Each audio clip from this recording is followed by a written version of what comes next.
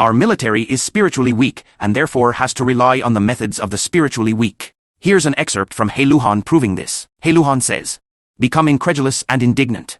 Avoid discussing key issues and instead focus on side issues, which can be used to show the topic as being critical of some otherwise sacrosanct group or theme. This is also known as the 'how dare you' gambit. Create rumor mongers. Avoid discussing issues by describing all charges, regardless of venue or evidence, as mere rumors and wild accusations. This method works especially well with a silent press because the only way the public can learn of the facts are through such arguable rumors. If you can associate the material with the internet, use this fact to certify it a wild rumor from a bunch of kids on the internet which can have no basis in fact. Use a straw man. Find or create a seeming element of your opponent's argument which you can easily knock down to make yourself look good and the opponent to look bad. Either point toward an issue you may safely imply exists based on your interpretation of the opponent, /opponent arguments /situation, or select the weakest aspect of the weakest charges.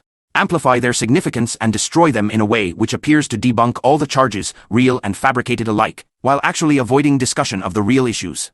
Sidetrack opponents with labeling and ridicule. This is also known as the primary attack the messenger ploy, though other methods qualify as variants of that approach. Associate opponents with unpopular titles such as right-wing, liberal, left-wing, conspiracy buffs, radicals, fearmongers, and so forth. This causes others to shrink from support out of fear of gaining the same label, and you avoid dealing with issues. In any public forum, make a brief attack of your opponent or the opponent's position and assume incognito mode before an answer can be fielded, or simply ignore any rebuttal.